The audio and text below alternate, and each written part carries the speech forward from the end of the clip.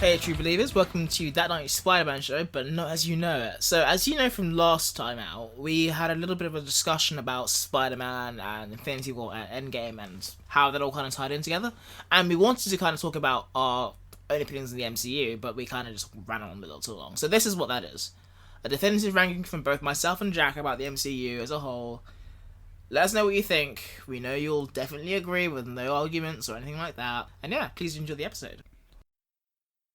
As like a little way of just summing up Endgame, like I'm not gonna say you like what you thought about it because that's like a 3-day podcast and I don't think we have the time for that.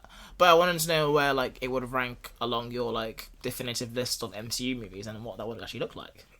As you might imagine, folks, we've watched a lot of MCU films and I think we have differing opinions of like where Endgame stands on that and where the rest of the MCU kind of looks in terms of quality. I think my list, I think generally it's not crazy different, but I think there are a few choices in there that people wouldn't be as happy with. But do you want to go first or shall I go first? I think I'm gonna go first because I haven't got one of the movies because I haven't seen Ant-Man the Wasp yet because Ant playing drums and all that shit. Like I mean, wait, that's your reason for not watching No, it. The best reason to watch it is your reason to not watch it. That's no, I just never got around to it. Like after like it's so like you never got around to it. Oh, you make a Spider-Man podcast, you're a fucking nerd, like, and you're still not. Like, I think this is the problem with the Ant-Man series is that you're not getting people like Henry, who's not even pushed by his like feeling of 22 movies, and I've watched 21 of them. Should I finish this last one? The only one that like actually directly ties to Endgame in a fashion, and having the whole year to do it, and he's still like, I'm alright. You know, I think that's a failing of the movie, or at least the marketing for it. Because like, there was no reason for me to watch this film. Yeah, I mean, well, Ant playing drums. And Evangeline Lilly actually suiting up and playing Wasp. Those are two things, but like, I do understand your point, but I think that the movie has to do more for me. Well, no, I mean that's not really my point. I'm not saying that it's an amazing movie or anything. I'm just like, I feel like if you're setting a point as an Ant playing drums, like, it's a cool idea and it's a cool visual, but you can't sell a movie on that. Well, I think you can. If the Ant ends like a battle of the bands, I'm down for it. If it has a little like Ant like band and goes up against this rival like Beatle band, I'd watch that film. Like, but that's just like A Bug's Life. That's but not with even like music. There's a music scene in Bug's Life. Is there? Yeah, they go to like a bug bar, don't they? And it's like music. I just think we got fucking ears, man. Yeah, I don't know. I might be talking shit. I wanted maybe like a School of Rock thing, but with like ants. I'd be down for. Okay, well, you're fucking impossible to satisfy as a fucking customer if that's what you want. Maybe if they did that in a fucking like Disney like animation, you wouldn't rush out to see that. You specifically want to see that in a Ant-Man, contacts. Like Paul Rudd like trying to manage like a band full of ants. The idea that you would see a trailer that had an ant playing the drums and go, that's not enough ant musicians for me. It's fucking stupid. That's what I was kind of going. I was like, yeah, that's cool, but I was like, well, to be honest, I think for however like whatever things it gets right, the first Ant-Man movie clearly didn't set up enough stuff that. I think that was the point. Yeah, because I think like if that trailer for Ant-Man was played, but you really fucking cared about all the people in it, or there was like new plots to kind of explore, because I don't think their plot has anywhere to go. Well, it did. They landed with the mystery of where is Michelle Pfeiffer. That's literally the end on that mystery. So that is a plot line they set up. But that's the only one they set up. Yeah, but you could say that about like the Winter Soldier. The only plot line they set up for the next movie is let's find Bucky. What? I guess you don't need to set up 5 mystery plot lines at the end. I just mean like people would turn up to things mostly because of these movies mostly because they like the characters or whatever, and they're like I want to see more of them doing this. I like the idea of seeing these people interact in this way. I just don't think that was a huge draw. I almost didn't. The only reason I saw it near when it came out is because it came out in the UK like for some reason like a month or 6 weeks after it did in the US. Oh, really? Which is quite unusual because normally we get stuff at the same time or sometimes earlier than the US for some reason. Especially for the big blockbuster stuff. We get it like pretty much the same time. Yeah. But for some reason this one was a bit later and I wasn't that interested in seeing it because I didn't really like Ant-Man that much. But then by time it had been a month of seeing stuff just appear online of people theorizing about how this plays into Endgame and me trying to avoid it. So by the time it actually came out, I was like, okay, let's go see it. And I liked it enough. Yeah, like, what I will say for Ant-Man, like, if you compare that to Captain Marvel, like, I felt like Captain Marvel was marketed as playing more into Endgame than Ant-Man was, which kind of felt like a palate cleanser more than anything. What? Like, for the marketing for the Ant-Man and the Wasp. Ant-Man and the Wasp, not Ant-Man. Ant-Man and the Wasp. So, like, you know how, like, Infinity War ends with, like, Captain Marvel, like, with the little pager? Yeah. And that kind of, like, showed that, like, she's gonna be a big player moving forward. Whereas I don't think Ant-Man, like, got that initially. Maybe a bit more in the end of Ant-Man and the Wasp, where, like, everyone gets dusted. Captain Marvel's trailers didn't advertise it as anything to do with Endgame. It just advertised it as Captain Marvel. Yeah, but, like, you knew that she was gonna be a big part of it, and that was probably, like, made the character a bit more exciting. Whereas, like, Ant-Man and the Wasp just felt like, okay, there was this crazy shit happening. Yeah. But here's also Ant-Man. Yeah, I think that was part of, like, because I think that worked for them for the most part with the first Ant-Man coming immediately after Age of Ultron. Yeah. Of, like, Age of Ultron isn't the end of Phase 2. No. Ant-Man is, and we're going to end on a smaller movie. And I think for most people that kind of worked. Yeah. But I think Age of Ultron and Infinity War are just fundamentally different kinds of films as well. Yeah. I kind of get it, because Infinity War's ending was so dark, and then going back to the most family-friendly of the movies after that, it was a good palate cleanser, I think. Yeah. But I don't... Yeah, anyway, let's not talk about this too much, especially when you haven't even seen it. Yeah. I might rank it really, really high, but, like, should I go from the bottom up? Should I go from the bottom up? Yeah, let's go from the bottom up. But okay. One thing I'll say is, where would you guess that this would fall generally in your list? If you were to just assume from the marketing you've seen, where would you imagine Ant-Man and the Wasp would turn up? I imagine it's going to be very similar to Ant-Man, in that, like, it'll be enjoyable enough, and I'll have a good thing at cinema, but I won't think about it too much. I might catch it on, like, a video on demand, but I'm not going to, like, rush out to see it again. So, like, they have, like, a general, like, 4 tiers, I think, of, like, MCU movies in my head. Yeah. So you have, like, the big ones, the top, like, the flagship ones, which are, like, also, like, really good and really entertaining and really, like, rewatchable. And then, like, this is, like, kind of, like, not rewatchable, but just enjoyable in the moment. Just very popcorn films, I guess is the word. So what is the other 3 tiers? So the first tier is, like, the big blockbuster films, which are also enjoyable and rewatchable. Mm-hmm. And then you have, like, the rewatchable ones, which aren't as, like, resonant, but they're still fairly rewatchable, just from a fun perspective. And you have the okay ones, which are enjoyable in the moment, and not very kind rewatchable. Of forgettable. Yeah. And then you have the forgettable and just not very good ones. Yeah, just the bad. Yeah. Yeah. And I'd say it's probably the third of those tiers, the forgettable but enjoyable. Okay, so let's go for your actual list, which I guess is 21 movies. 21 movies, yeah. Okay, so that's... So, at number 21, I have Thor: The Dark World. Okay. I cannot say there's enough fuck this movie. Yeah, I think that's a pretty common one as well. I think most people don't like that. Yeah. Like, I think the Endgame, like, the part of Thor: The Dark World in Endgame is the best part of the movie, which says a lot for the fucking movie. Oh, really? Yeah, like, the bit where... Oh, wait, no, you mean the Thor: The Dark World part of Endgame is the best bit of Thor: The Dark World? Yeah. Yeah, right, okay. Yeah. The best bit of that movie came out, like, 6 years later. They were like, okay, we get this is some bullshit, but here's, like, it in a new context. Yeah. And I thought, yeah, that says it all, really. Case, like, terrible villain, like, plot non-existent.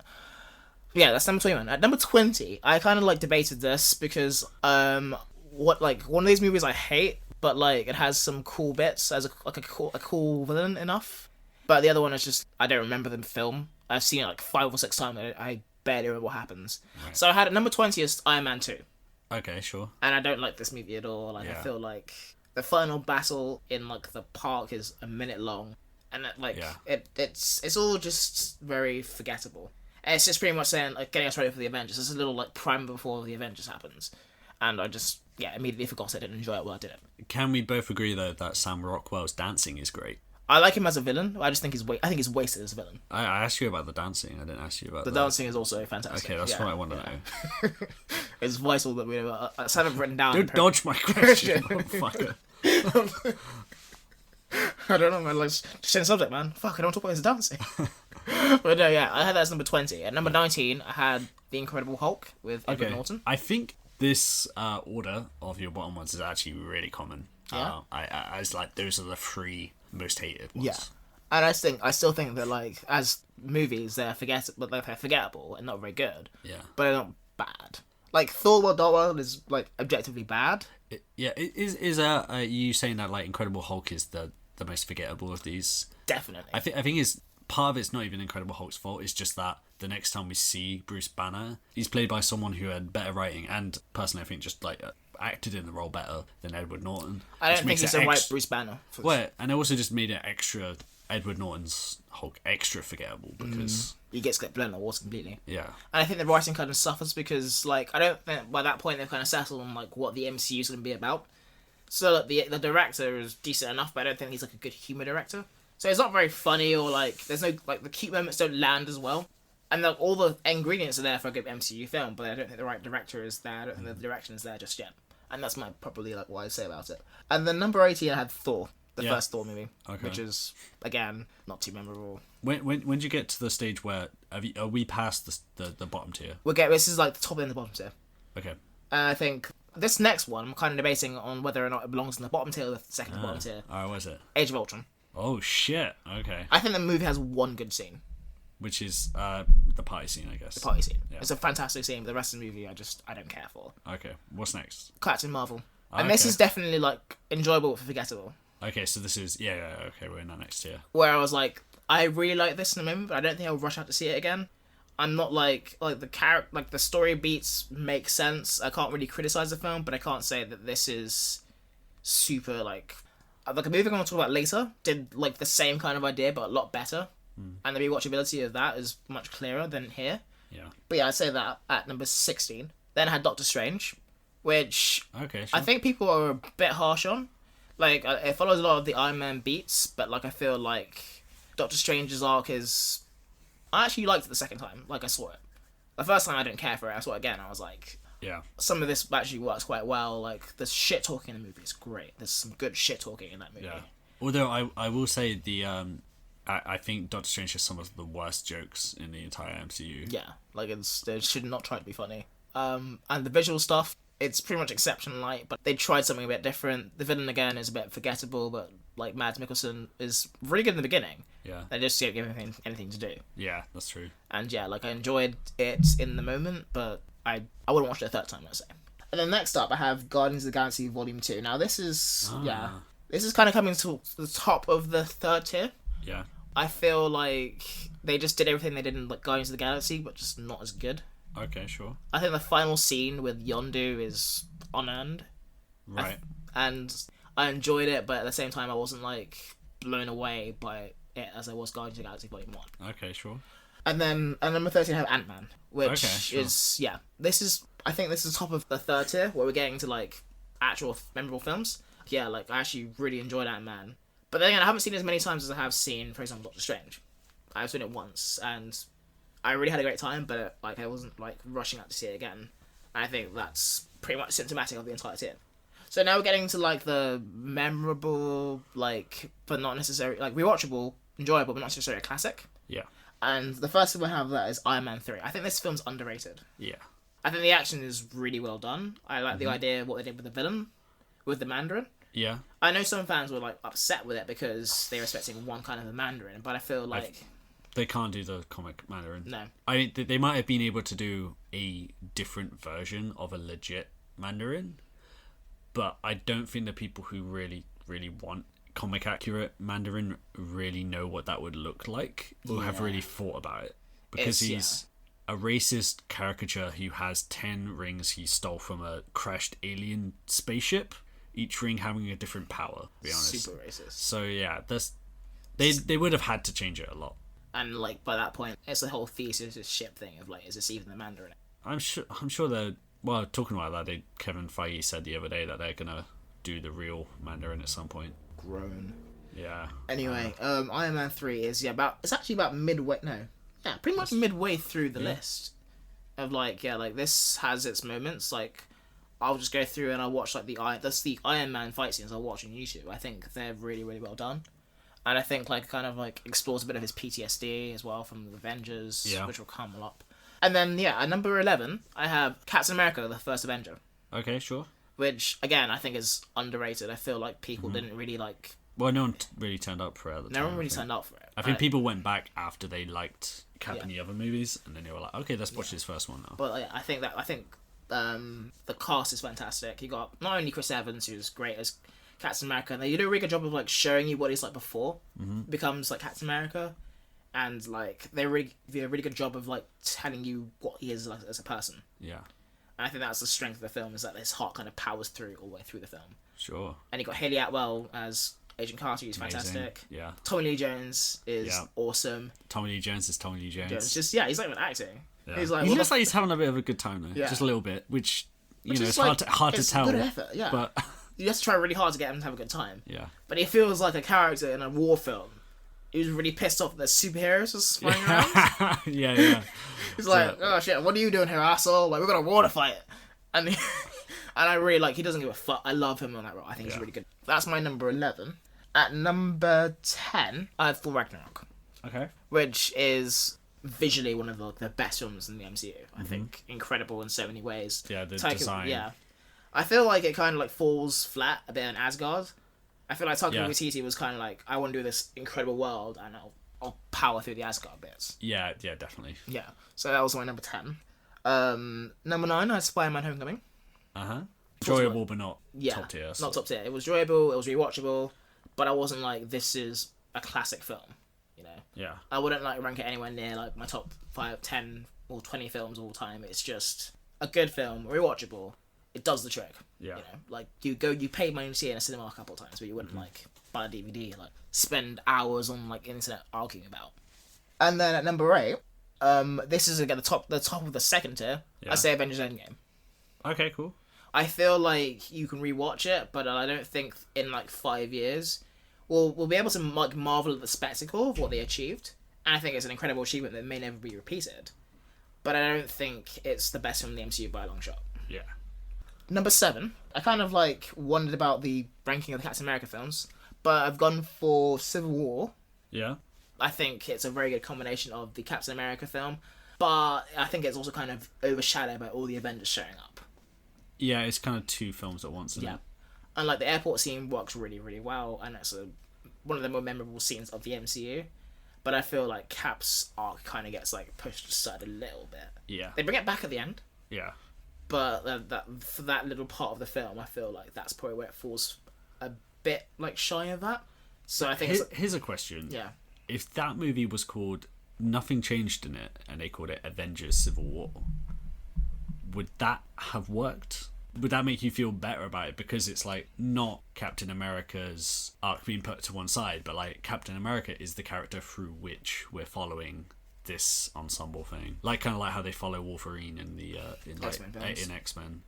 I don't know actually, because like I think like fundamentally like the Avengers, if you're talking about like top billing, you have Robert Downey Jr. and Chris Evans. Yeah. And I don't think it would have worked to have an Avengers film where you focus on one over the other.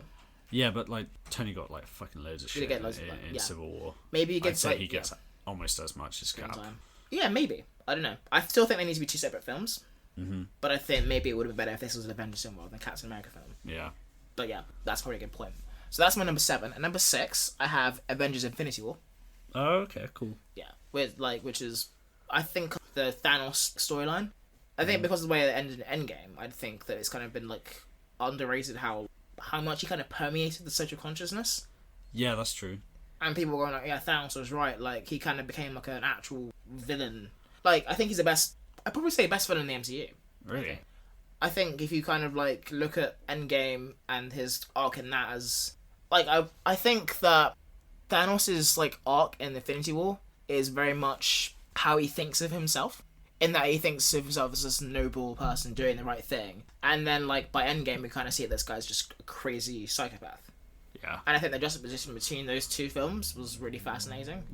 But I feel like, this is, as like a story of a villain winning, I think this is really good, and I really enjoyed it. Yeah, sure. And that's my number 6. And number 5, we had The Winter Soldier. Okay, cool. Which is, this is proper classics now. We're in that.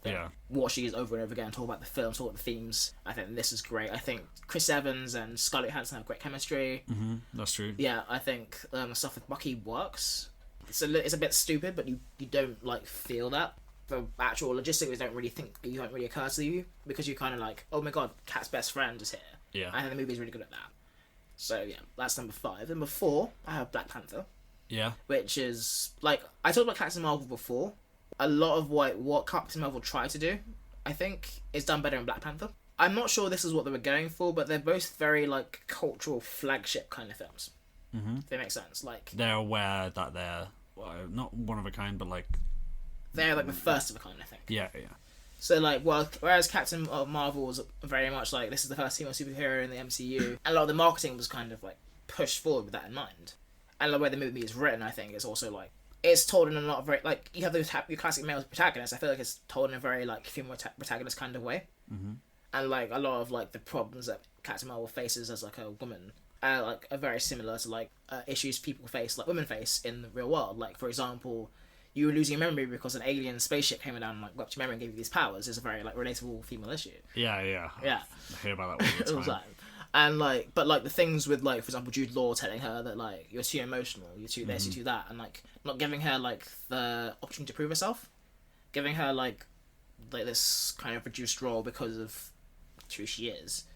And I think that's something that lots of women are kind of related to. But to like bring it back to Black Panther, that idea was done better in Black Panther of like realizing this great world of Africa. But like it also did some interesting things with that as well, where in like, if you have this big ass superpower country and all these atrocities happen during these times, and there's this whole society that could have stopped things, which is pretty much Killmonger's plan. Actually, Killmonger's big gripe with Wakanda is that like, you guys could have helped us and you didn't.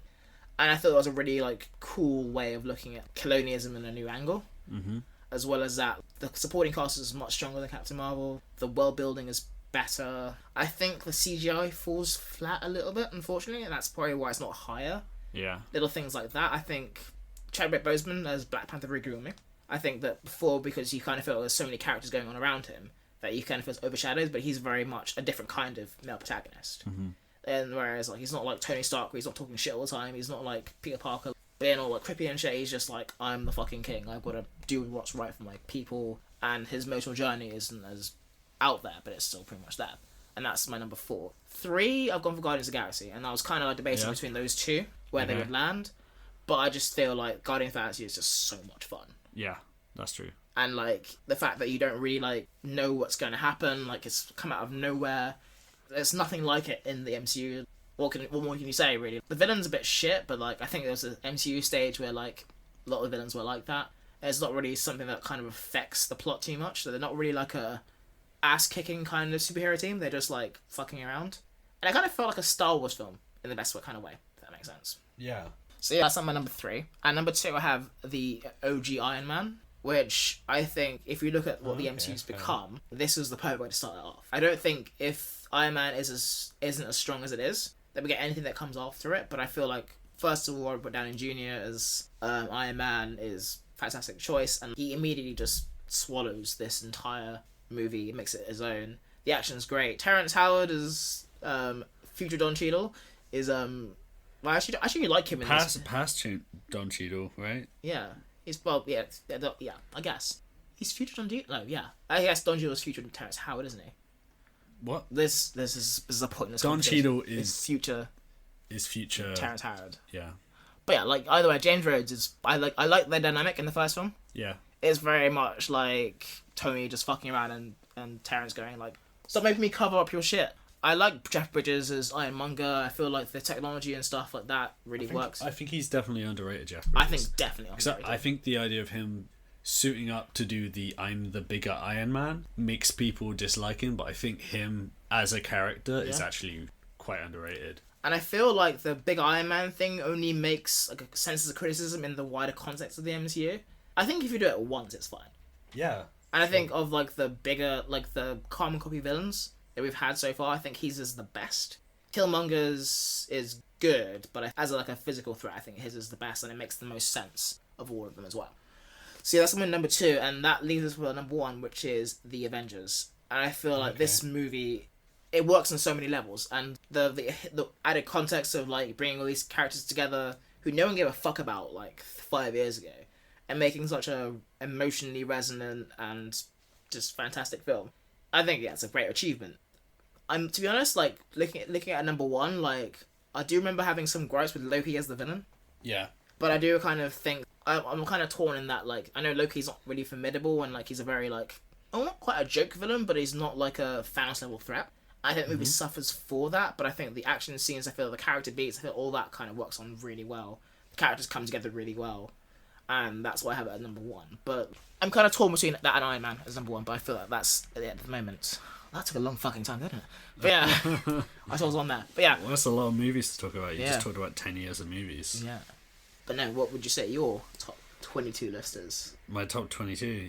I think you're gonna maybe be surprised. My list is, at the start, I thought maybe our list would be kind of similar, apart from a few here and there. Yeah. But as I've gone on more, I'm like, okay, yeah, there's definitely a few choice things in there that we have complete, almost polar opposite views on. Okay. Especially when it gets further on. But, like, some at the beginning. Yeah? The Incredible Hulk. You had it at bottom? Yeah, bottom. Okay, why that ahead of Thor: The Dark World? Well, number 21 is For the Dark World, so they're quite close still, but I think For the Dark World has a few moments. There's a few jokes in it that are funny. There's a few, like Thor hanging Mjolnir on like the coat hanger, and there's a few interesting things they do in the last fight where there's portals and like Mjolnir going up and down because it gets confused about where Thor has ended up and stuff like that. There's just a few little moments in there that I thought were like little sparks of something. Whereas Incredible Hulk is not... It doesn't have any of the worst moments of the MCU, I don't think, or anything. But it has none of the best moments. Yeah, it's just... I kind of like Tim Roth in it. I like Tim Roth, but I don't like his character. I think I kind of like how he's fucking like a horrible, evil Captain America up until he turns into a giant monster and then it's boring. But I don't know, it's kind of something, I guess. But it's so much that movie is... I keep forgetting that I've rewatched it because I log some of my movies on the site Letterboxd and I go through it and I'm like, oh, I watched that like 3 times. I feel like I watched it once when it came out, you know? Yeah. And I guess at the time I thought it was okay because I was just kind of on the hype train of seeing a post-credit scene with Iron Man in it. With Iron Man in it and being like, oh shit, the Hulk is gonna team up with people. The movie, I just think, is just a nothing movie, and I think there's a reason why people forget that it's in the MCU at all, because the only real connection is the fact that William Hurt later turns up as Thunderbolt Ross, in Civil War. If that didn't happen, they could have just fucking jettisoned it. Yeah, pretty much. There's actually, like, despite the fact I feel like in popular culture he seems quite simple, but in terms of the stories you can tell with the Hulk, there's so much there. There's so much you can say, and to just waste a movie where I don't really know what the point of it was other than to just introduce him into the MCU. And have him fuck some shit up. Yeah, and just have him fight Abomination. Yeah. That was it. It's not, there's just nothing there. And that's why I'll have it last. For the Dark World, again, fairly nothing, fairly bland. Both those movies, to me, just very bland to look at as well. Yeah. This is where I think people might start disagreeing with me. Okay. Just free in. My third one from the bottom, so number 20, is Ant-Man. Triggered. Yeah. Okay. Ant-Man, I feel the same way as those other movies. I think it's really confused in terms of the protagonist, because it seems simultaneously everyone treats Paul Rudd like he is a criminal who needs to be reformed, but at the same time the movie keeps insisting that he's an incredibly good person who never did anything wrong, and the one crime he did was to literally steal money from an evil rich man and give it to all the employees he'd fucked over. And I don't think they can have it both ways. But most of all, I think there's a lot about Ant-Man that people like that just fell flat for me. I just don't think it's very funny, and I don't like any of the characters in it. Even though I love Paul Rudd normally, didn't really like him in it. I will say that the fight near the end... We're in the kids' room. There's that, but also especially there's one moment where they're fighting in a briefcase and they accidentally start playing The Cure and they start fighting, and that is an incredible moment, which is kind of why it's above those other two. But for the most part, okay, I remember rewatching it, trying to give it another chance, and just still not liking it. Yeah, fair enough. At number 19, Thor. I think Thor's got a few good things in it, like emotional things in it. I think it just kind of like fluffs the landing a bit. It's also I don't know what drugs Kenneth Branagh was on, but he's like seems like a pretty well skilled director. That movie, just the direction is so weird. Every single shot is a fucking Dutch angle, or just shot like in such a weird way. I don't know what's going on. It just seems quite flat. And after that, I'll have Iron Man 2.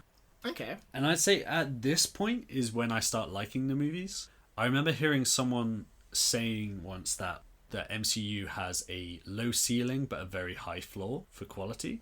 Okay.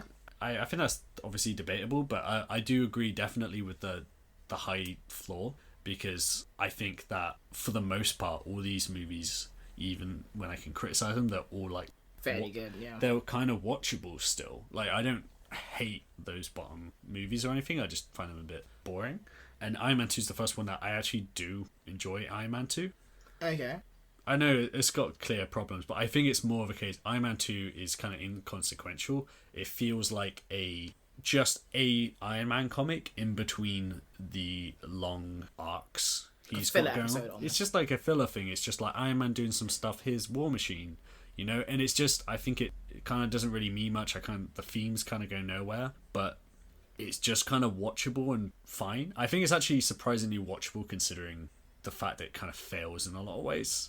And I think people kind of forget that, because people really, really shit on Iron Man 2. And I think it's I think it's a little bit of a Spider-Man 3 situation where people go a little bit over the top. Mm-hmm. But I understand it's not that good, but I don't know, it's just enjoyable. Apart from the bit where Elon Musk turns up. Yeah, that's like a... Or whatever the fuck Mickey Rourke was doing. What the fuck was Mickey Rourke doing in that entire film? Like... Yeah, I don't know. But again, it's like there's nothing about that movie that makes me annoyed or anything. It's fine. Yeah. Okay. Then after that, this is where things get actually, I think, even better from this point. Then I put Ant-Man and the Wasp. Okay. I think Ant-Man and the Wasp for me was just Ant-Man but better. Okay. It's just an enjoyable watch, and there's lots of just nice additions to it. I did actually care a lot about his daughter in this movie. Thought she was, that little actress is like amazing in it. Mm-hmm. And it's that Iron Man 2 thing. It just feels like filler hijinks, but it's kind of fun. Okay. That kind of falls apart at the end as well, because they kind of they hit like the 2-hour mark and they're like, oh fuck, we were gonna get like Michelle Pfeiffer back and do all this shit, so let's just fucking do that shit right now. And they just kind of rush through it, and it just sort of ends. Mm-hmm. Then after that, I got Captain Marvel. Yeah. Okay. I liked Captain Marvel quite a lot when I saw it, but over time, I still think that movie should have just come out after Endgame, because I think they wrote themselves into this weird corner for no reason. Like with the whole like end of credit scene with the Infinity War. Yeah, well, I mean it was a cool setup and everything. But then you had the hype of going like, what's Captain Marvel gonna do? And she doesn't really do anything. Well, yeah, and I don't think she was hugely necessary to Endgame in the end. So almost if it had come out afterwards, they had a bit more breathing room. They could have done whatever they wanted with the plot instead of having to come up with a reason why she would be away and all this stuff. Mm-hmm. It is good. There's a lot to like in it. I just think there's a few, it just flubs it in certain bits. I feel like we feel kind of similar about this movie. Yeah, but again, it's still in this sort of portion of it where they're still kind of like fun. And it's still this is like the third tier, isn't it? Yeah. And there's definitely some there's emotional moments in this that have got me like way more than any of the not any, but a lot of the other MCU movies don't have a scene where characters can just be characters and talk about their issues, and Captain Marvel actually does that a little bit. There's a certain scene with her friend, I think Monica Rambeau, or was it Maria? I can't remember which is which. I know what we're talking about. I don't know the character's name. But the mother, yeah.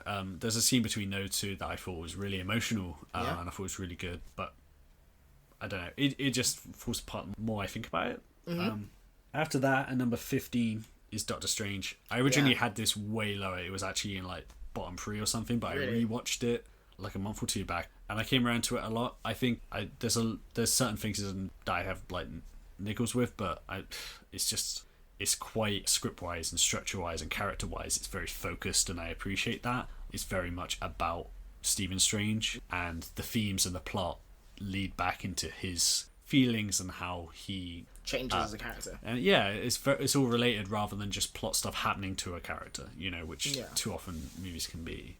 And I think like the final fight in that movie is like unique in a way. And also is I tell you what, I think the action and the visuals in this actually, some of it is interesting, but for the most part I think it's not that great.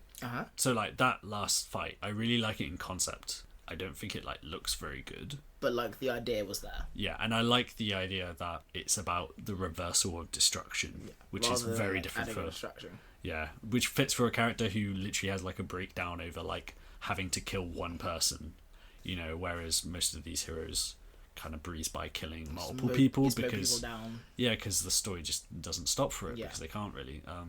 After that, I got number 14 is Iron Man 3. Okay. I think Iron Man 3 is really good. I just think that third act kind of falls flat a little bit. Yeah. And it also kind of drops a lot of its themes and character stuff. Like it brings up all the PTSD stuff slowly, and then there's a breakdown bit. And then there's a part where he just sort of just decides to not have PTSD anymore. And then the rest of the movie happens, and then it just ends. And then it kind of comes up a bit more in like Age of Ultron and Civil War and stuff. But it is kind of weird. They just I think that movie, to be honest, I feel like that was studio interference because I've read certain things. Apparently, Maya, who played by Rebecca Ferguson, she was meant to be the Mandarin. Oh, right. But Disney execs, or the controlling body of Marvel at that point, said that they weren't going to do it because apparently toys of women don't sell. So Shane Black was forced to change it to be... Was it Shane Black? Shane Black directed it and wrote it, yeah. I thought, as in like the Predator Shane Black? Yeah. Oh, shit, I didn't know that. Yeah. And Kiss Kiss Bang Bang and all that. And Lethal Weapon. But... Yeah, so I think the stuff that doesn't work in this is where like people interfered with what he was going to do, to be honest. But for the most part, I think it's actually really good. I think it has a really strong like first half. It's really good. After that, I have Endgame. Yeah, okay. Number 13.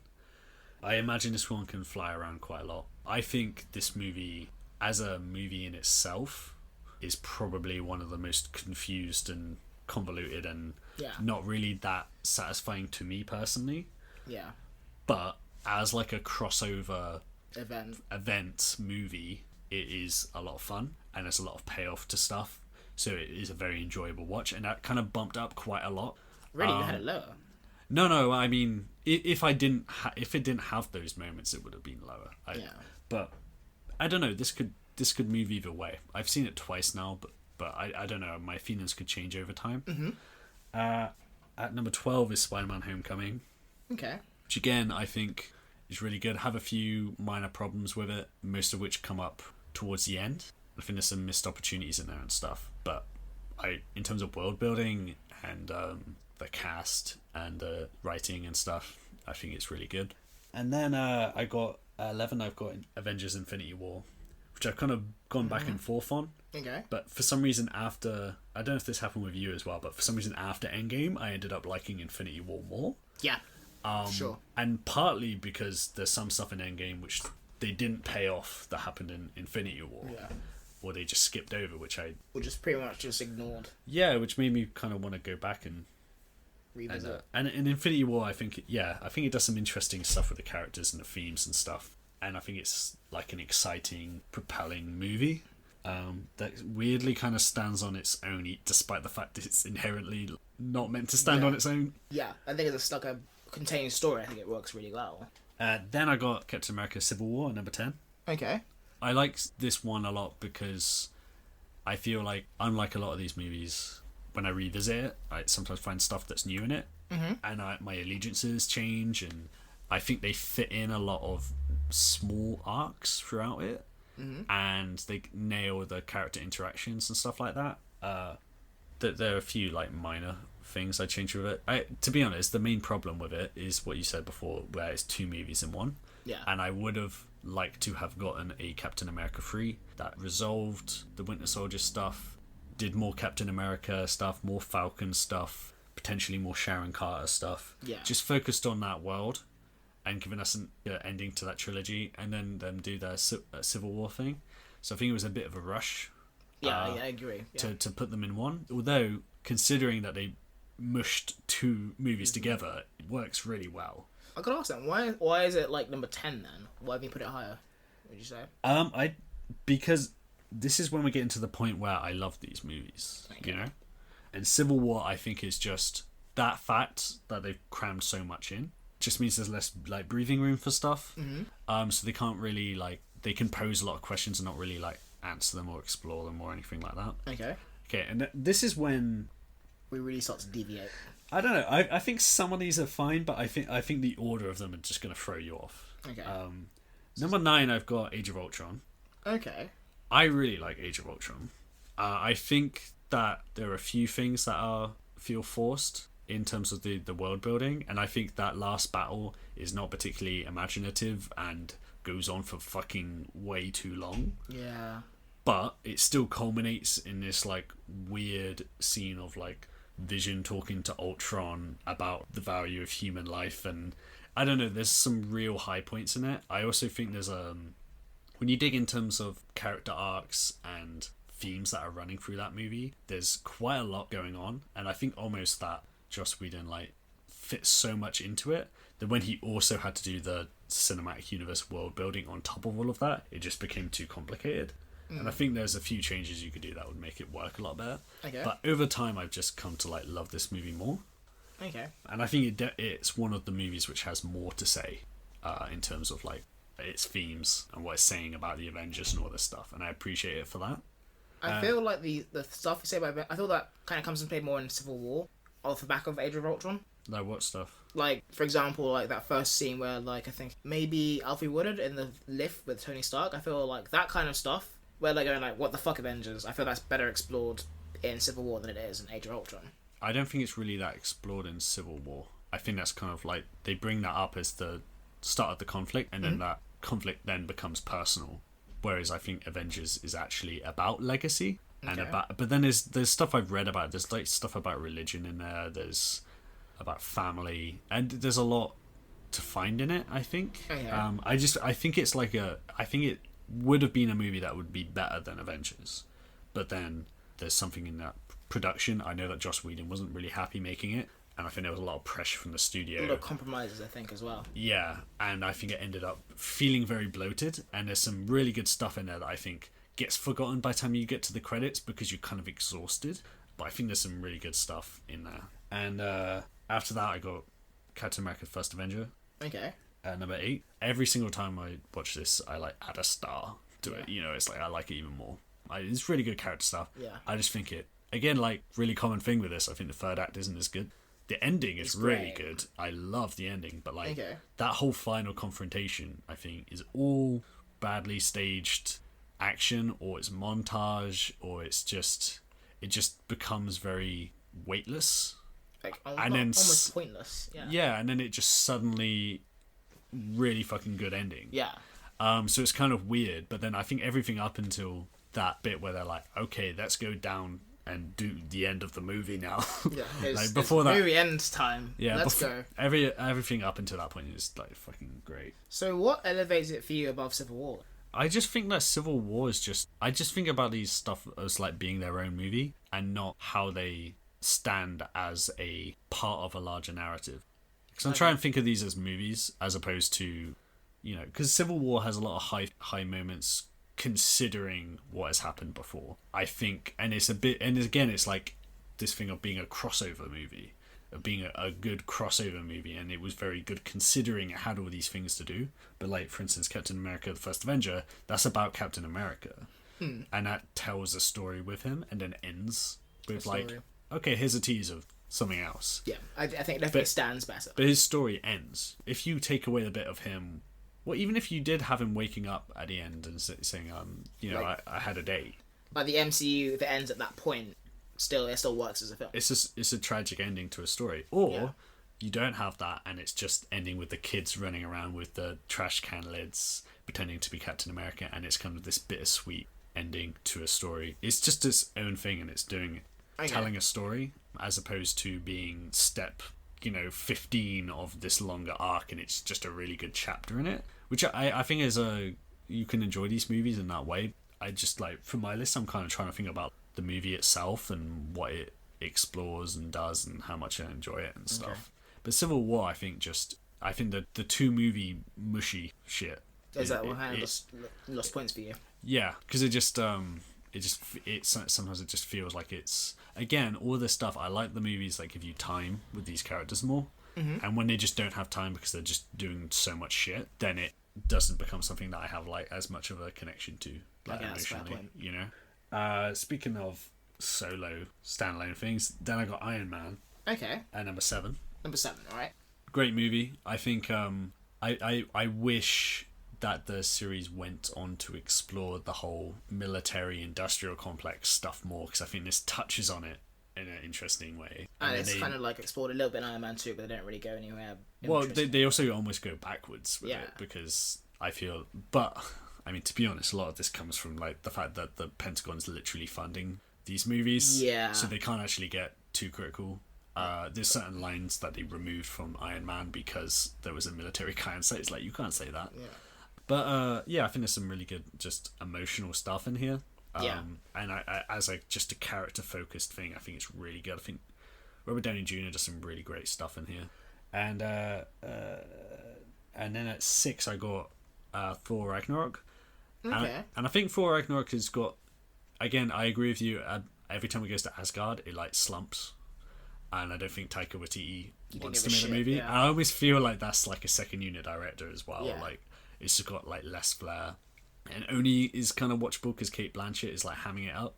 She's going to fucking town. It's great. Yeah. But I think that's the funniest movie. I think it's, for me, the most rewatchable and entertaining in general. And also I do think it has some interesting things to say about colonialism and its characters, and as a sort of revitalizing of that franchise. I don't know, there's a lot that really works in it, but it does get bumped up quite a lot just because I enjoy it so much. Right. Then, okay, my top 5. I was thinking about this more as I did this, because the order of these have changed around quite a lot. Right. I'll read you my order I've got right now, but I made this list, and then as you were saying your list, I realized these top 5 are effectively joint first. Okay. So I'm not necessarily ranking them higher than the other, but okay, here's how I've got it. Okay. Number 5, Guardians of the Galaxy. Okay. Number 4, Black Panther. Number 3, Captain America, the Winter Soldier. Okay. Number 2, The Avengers. And number 1, Guardians of the Galaxy Volume 2. Are you kidding me? Nope. I think that's, last time I watched that, I think it might be my favourite one. Really? Yeah. What? I think in terms of every single character having extensive character arcs, and also as a team having an arc, and also as in terms of the themes it's exploring in its characters, I think it's the most complicated and maybe the best any MCU movie has pulled that off. I also just think visually it looks great, and I love how weird it is, and I think it builds on the stuff in the Guardians movie. And I also think that while I love Guardians 1 a lot, I think a lot of the love for it comes from the fact that it was the first to do this kind of stuff. Okay. And I think Guardians 2 is actually doing a lot of it better. It's just that because it's already been done and we've gone past the surprise of it, it's less effective. The only thing I'll say with it is some of the action is a little bit uninteresting, and some of the jokes don't land, but I fucking love it. And I think as just a closing out emotional and thematic arcs and all this stuff, like, it really fucking hits me at the end. That's when you dropped that in early on, I was like, oh shit, yeah, you're not gonna like my list. No, I don't like. I see where you're coming from. I think I wouldn't have it anywhere in my top 5, but I do see where you're coming from, and I probably would maybe in hindsight maybe rank it a bit higher, because I kind of completely forgot about the themes, the fatherhood stuff especially. I thought was something that there's a lot, and there's a lot of stuff about, like, I think this is a movie where this is about James Gunn as well. But like you can Rocket's arc in this movie, I just completely love. Just the idea of someone. There's a reason why the villain is called Ego, other than the fact that there was already a comic character called Ego to use. But like they're all this is the main obstacle for all of them to overcome. Okay. And also Rocket being someone who wants to be included and wants to be loved, but is also so terrified of being unloved and losing what he has got, that he just kind of preemptively tries to drive it away. Mm-hmm. And then him confronting the end result of that in Yondu, of a life lived giving into that toxicity, and then choosing to let it go, learn from Yondu in that. And I think it just pulls off that stuff really well. And I also just still impressed that this movie like manages to like mix in its music in a way that's like actually fits for the scene, rather than just dropping it because it can. Suicide Squad. yeah Sorry, what was that? Yeah, like every single noodle drop has a reason for it playing, literally playing, and also a connection to the scene it's a part. The only time when a song plays literally just out of nowhere, where it's not literally being played in the scene, is when Fleetwood Mac plays at the end. Yeah. But I also just think that's a really powerful moment anyway, so I don't care that much. What I'd recommend to you, if you haven't already seen it, or for anyone else listening, is to watch Lindsay Ellis's video essay on Guardians of the Galaxy Volume 2. Mm-hmm. And she that's just like that goes into exactly why I think it's so good and how it explores all this stuff. Yeah. Okay. No, that's interesting. Yeah, but again, I put that first because I did all my rewatches for Endgame, and that came out as the one I enjoyed the most. Okay.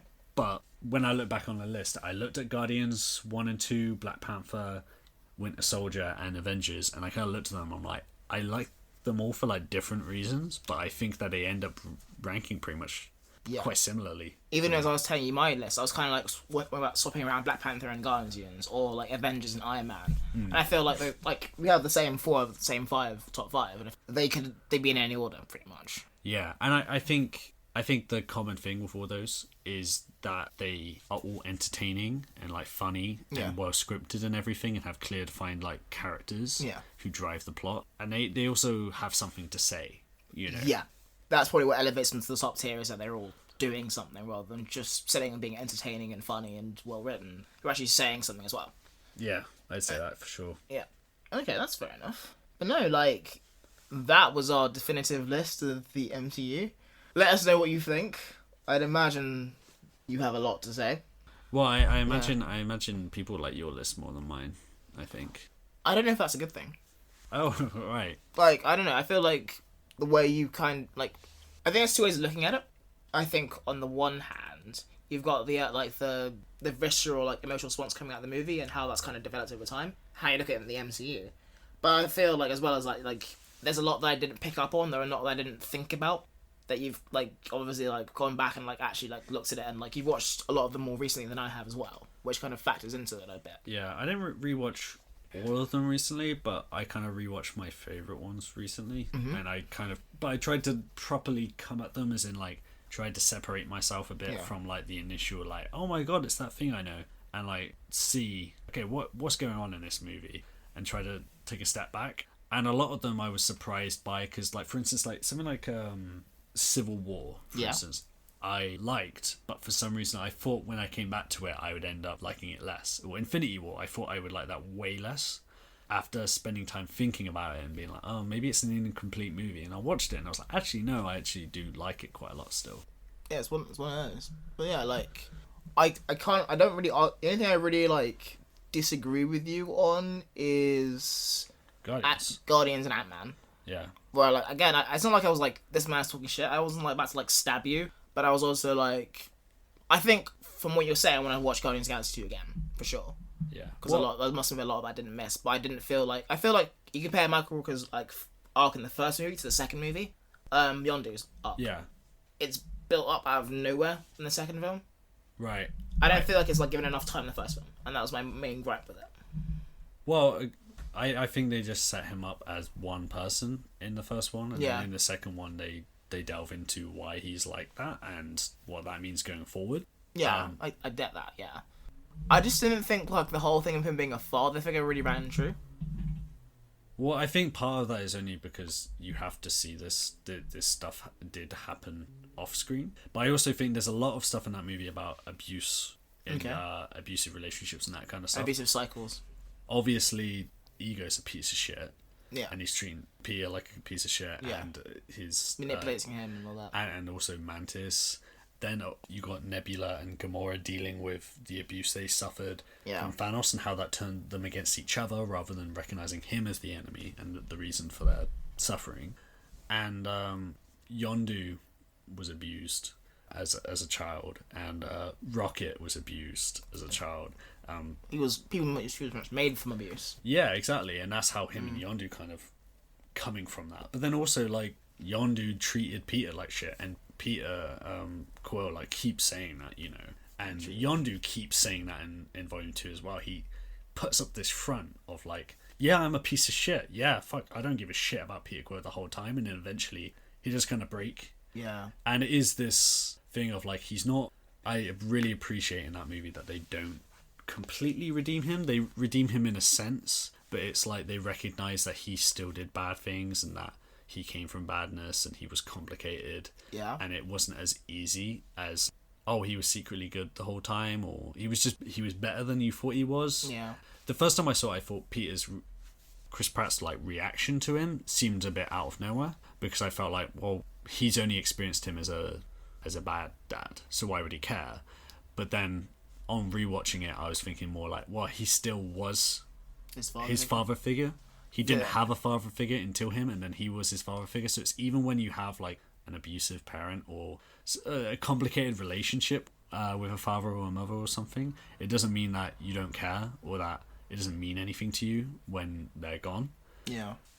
Okay, like, yeah, I get that, actually. I guess my kind of like difference from you is like probably based more on what happened in Guardians 1 compared to Guardians 2, rather than like taking Guardians 2 as a separate thing. Right. I think that's probably like the main difference with our list, is that like I've kind of looked at them in the whole MCU. We've taken like every movie as its own movie. I think that's a lot where like we differ. Well, I don't think there's anything in Guardians that like negates Guardians 2 though. I don't think it negates it, but I feel like the Michael Rooker stuff is not as... You couldn't see what was going to happen in the first movie. If that makes sense? Yeah, but I also think that you could say that about a lot of stuff in this series. About like, because not all this stuff is necessarily planned. Okay. Also Yondu's role in the first one was way more just of an obstacle and an antagonist. Yeah, like, you know? it doesn't play like he could be a father figure. Yeah, he's just kind of like this kind of chaotic part of it. Yeah, and I think that's why I think it was interesting to go into it in the second one. Okay. There's a recontextualization of it. Okay. Because, yeah, like, I saw that movie once, and I liked it. I loved it when I came out of it. Yeah. But I just thought the funeral scene was unearned. And that was my big, thing. Yeah, that would affect you, because I feel like when this stuff doesn't land for you, and you feel like it's meant to, that's actually like a... Yeah, it really affects it. Yeah, because that Guardians Volume 2, the ending, upset me the first time, but the second time and the third time I saw it, like, fucking floored me, you know? For instance, like, Endgame, The Last Dance affected me. Almost nothing else did, you know? Like, Tony's death and Tony's funeral. A little bit. I didn't get upset, like, at all by it. What about this bit with his daughter? Like, little... Like, yeah, that did. Yeah. Yeah, okay, the cheeseburgers bit. But that's why it isn't like... It can almost turn you against something a bit when you know something is meant to be this big emotional moment and then you just don't feel anything. It. Yeah. And you feel like you've missed the point of the film. Yeah, and if it happens right at the end as well, it can leave a bit of a sour note. But I recommend, again, like, listen to that Lindsay Ellis video essay is written in the context of having recently lost her father. And she talks a bit about that stuff, but then also just as a good critic, she delves into like themes and stuff like that. And yeah, there's a lot going on in there. Again, I still think there's flaws in it. I don't think any of these movies are perfect. Winter Soldier's pretty close. Yeah, I think again, third act Winter Soldier, I think it kind of goes on too long and kind of like loses sight of its... I think it loses a little bit of momentum. I think if it ends like 10 minutes before that it does, I think, yeah, perfect. And also it being a movie about like how S.H.I.E.L.D. was compromised and S.H.I.E.L.D. wasn't, and how the world is more complicated now, and that's something they have to face up to. Mm-hmm. To then to turn into all the people that are shooting at us are bad guys and let's go fight them and blow up the thing. And then it's all done and Hydra's done and everything's fine now. Isn't necessarily the best way to like continue that thematically. Yeah. But obviously, like, as a... there's not enough reckoning, I don't think, but it's also... I don't know, I can't understand why they did it, and it doesn't detract from it too much. I think, like, having had this list, I want to go back and like just take a week and just rewrite my list almost. Yeah. Like, Yeah, that's what I mean. My list has changed quite a lot over the years. I think it's kind of settled into this now because I do think after Endgame, I don't really want to like rewatch these movies for like Really? a while. Yeah, I kind of want to step outside of it because I feel like I need a break from the MCU. Well, because I rewatched all of them for Infinity War. Oh. And then Rewatched a few for Endgame. And then I rewatched like maybe like 6 of them or something like that. Like I rewatched some of the important ones or just my favorite ones before Endgame. And I do feel a bit of an exhaustion with it. I think that's pretty common actually. Like I feel like a similar thing. Like not even having watched them a lot of the times. Yeah. It's just that like this feels like a natural just endpoint for the MCU, and you can kind of like. Still gonna see Spider-Man for the opening night though. Yeah, obviously. Yeah. It's a Spider-Man podcast. So I mean, I would have liked to have stuck with my principle of like I'm kind of done with the MCU for now, but then it's like it just so it had to be Spider-Man. So I'm like, fuck. Yeah. God damn it! Like the one movie that we couldn't They're saying that I must have been really broken back in like what was it like 2014 or whatever when the Amazing Spider-Man 2. Yeah, the second one. Yeah, that when that came out because I think I saw that like 3 weeks after it came out. Fuck. And it was like my friend was like, "Oh, do you want to go? Have you not seen this? I thought you really liked Spider-Man." I was like, it like kind of I just lost so much interest. And Sony had already released like fucking half the movie online. The first 10 minutes is online. Yeah, right now. But oh god. Like what I will say for that movie is like it's got a really good costume. That's literally all I'll say about it. Yeah. And anyway, this has gone on for a long time. We've been really like Oh god, I need a pee so bad. Yeah, Jack's got a pee, folks, so you wanna have to just take it as it is. But yeah, like this is something we want to do a bit more of, just like as well as like we're doing our whole like Spider podcast bullshit. Let's talk about Spider-Man in different contexts because he's such a ubiquitous character. Ubiquitous? Yeah, ubiquitous character in the MCU in the superhero lore. Yeah. And well, we can talk about his other movies at some point. Yeah. And we won't be doing this ranking thing every single time. I swear. No, this is the only. So sorry, everyone. This took so much longer than I thought it would. Yeah, that's just we'll never ever speak about the MCU ever again. Yeah, ever again. It's over. Just like, what's the MCU? I don't know, Jack. What is the MCU? The MCU is dead. It's dead as Tony Stark is, as Uncle Ben is, even. Yeah, as dead as everyone in Peter Parker's life. Exactly, folks. So yeah, if you want to like open up this can of worms again and talk about more about the MCU, please drop us an email, follow us on Twitter. You know where to do that by now, I'm hoping. And if not, yeah, we'll catch you next time for a bit more of the animated series, folks. That's all from us at the Spider-Man Show. Thanks for tuning in. Go about your lives now.